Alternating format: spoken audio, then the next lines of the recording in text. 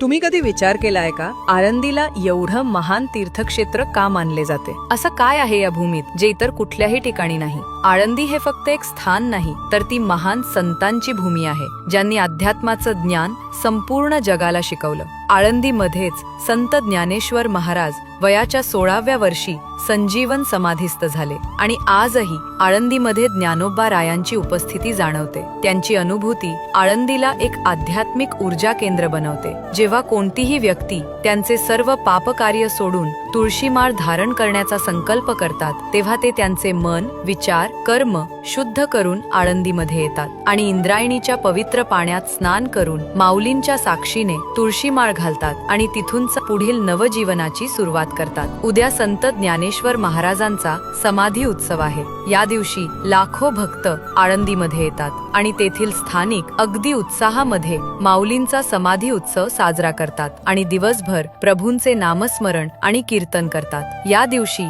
आळंदी जणू भक्तीचे माहेरघर होते.